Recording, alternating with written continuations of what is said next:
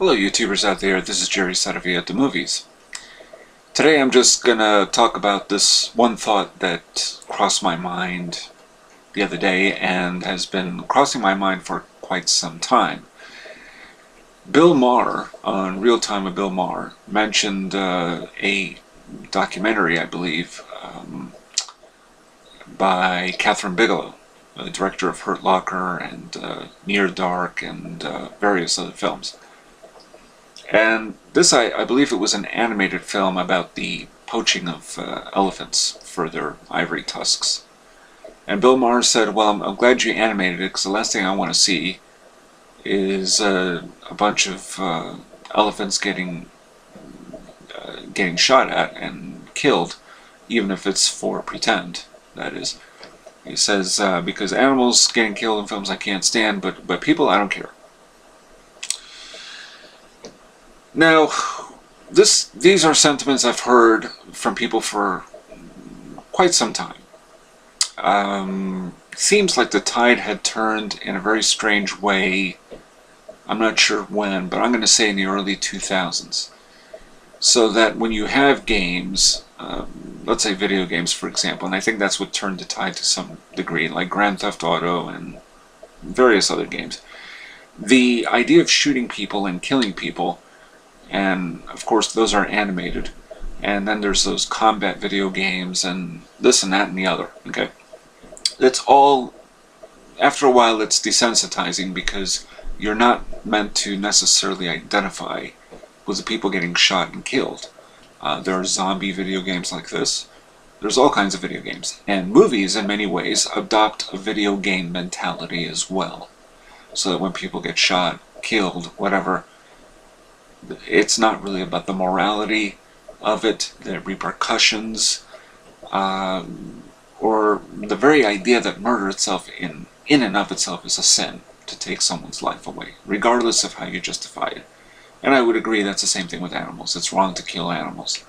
But then again, I realize too that it's a complicated matter, because of course I sometimes eat beef, I like shepherd's pie, and I eat chicken. So, okay. Then there's a more humanized way of killing them. Fine. So I understand my own little hypocrisy when it comes to that. But something has happened that, you know, for example, a little off tangent, but American Sniper, I heard that there was a screening, I forget where, and the young people cheered when the sniper, you know, aimed at his target and shot the target. Because it's like a video game to some people, even if it's treated very seriously. And as I would expect director Clint Eastwood to do so. I haven't seen the film, but judging by Clint Eastwood's track record, he would treat violence very seriously, and he always has. Unforgiven, for example. Well, there are many other examples. So, anyway, the point is that I think for many people, when they watch people die in movies, and there's a lot of violence on television, there's American Horror Story, there is still slasher pictures to some degree here or there, there's even you know, CSI and all these forensic shows and actual forensic shows and this and that and the other. See, we all know what's out there that constitutes violence being perpetrated against human beings. There's a lot of it. There are a lot of stories like that. We hear stories in the news. We hear about murders. We hear about racial injustice. We hear this and that and the other. All, you know, racially motivated violence. We hear about cops. We all know what's out there. But killing animals, for some reason, is worse than taking a human life. Now, I wouldn't disagree in the sense that animals are defenseless. So, I mean, if you kill a cat or a dog, and you shoot them, for example, although, you know, of course, there are worse stories than even that towards animals, particularly those that we hold in such high regard as pets, then that really gets at the heartstrings of most people. So what they want to see are cats and dogs living happily with horses and that kind of awe factor, and that's fine. And hey, you know, animals should be treated well and with respect. But that doesn't mean that the killing of humans is somehow less important, that it has less weight. And this is the issue that I have.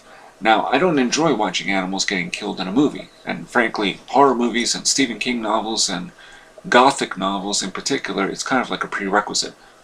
Animals are always being killed or sacrificed or whatever. This happens all the time. But humans getting killed is somehow acceptable, as if that is not too bad. You know, it's somehow just accepted. I don't understand how this exactly happened, but I think it has a lot to do with video games.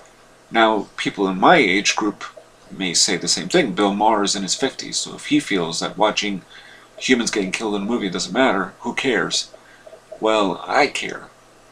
I don't want anybody getting killed, unless we forget that murder, of course, is a sin, and that it still has weight and importance to it. It is not a trivial matter. Movies can treat it like a trivial matter, and video games can too. Grand Theft Auto, for example, humans are targets. That's it. Nothing more. There's no humanity attached to them.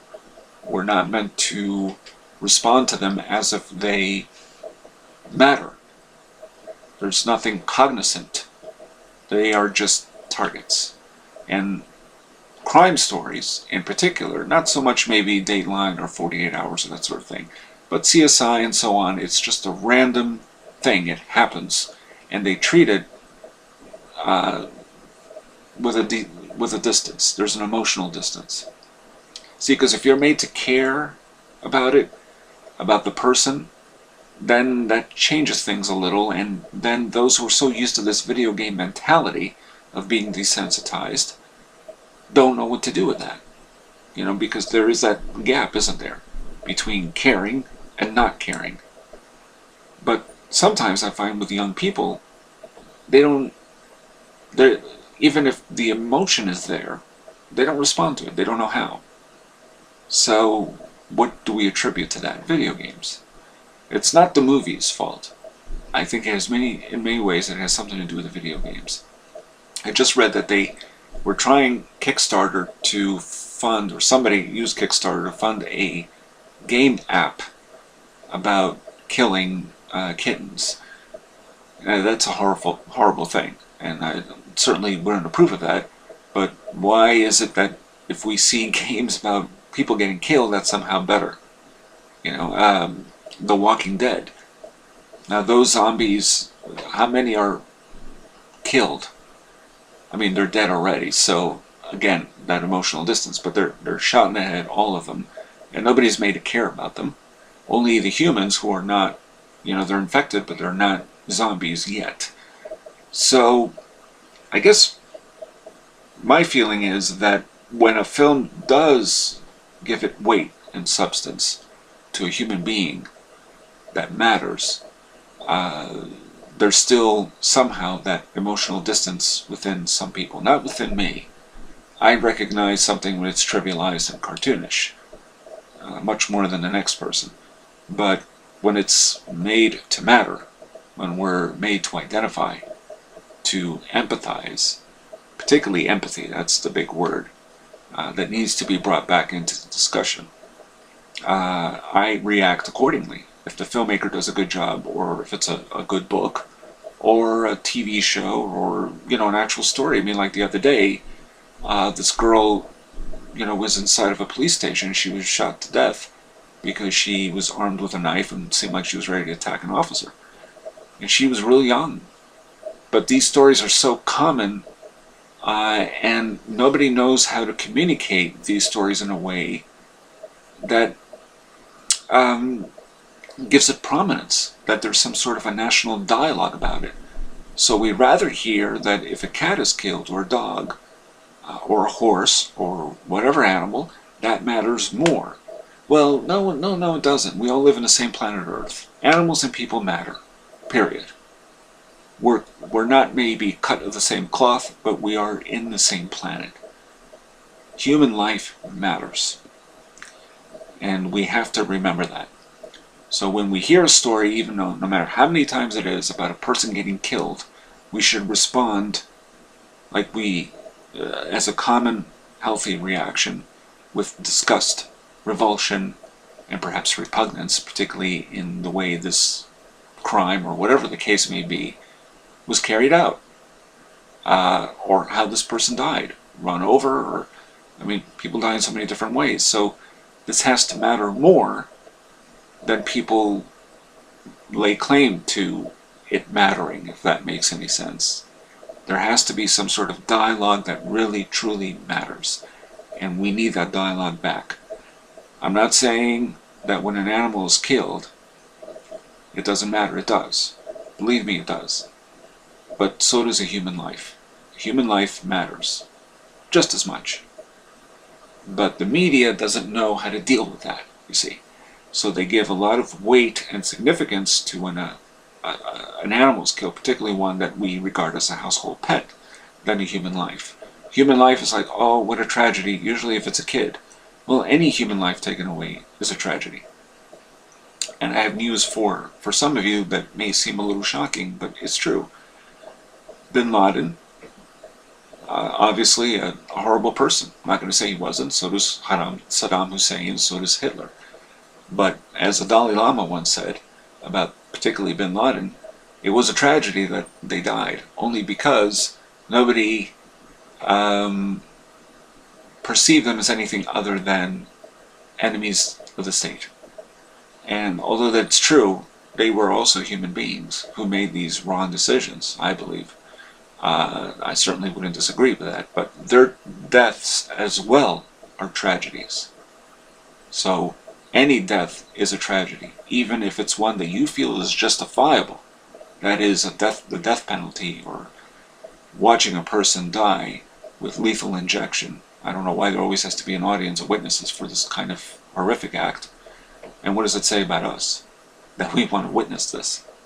Some people do, because they need people to witness it. So my point is that no matter what, it's a tragedy. We have to remember that.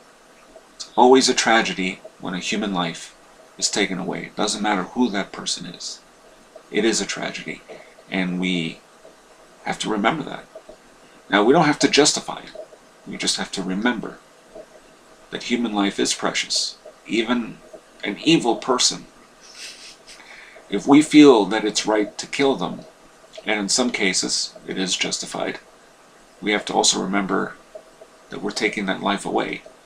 Just like some innocent person who is killed randomly by whoever, and wrongfully so. So that's all I wanted to really say about that.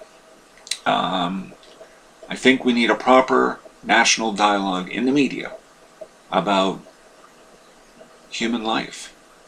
And films need to really step it up, because it used to matter. I mean, in Europe, if a character is killed in a movie, there has to be some weight and importance attached to that.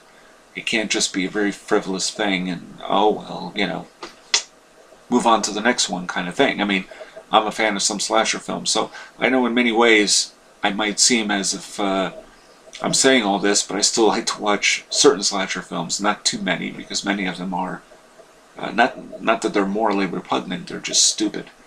But at the same time, I know how to respond to when a filmmaker eschews the cartoonishness and trivializing human life and makes it matter.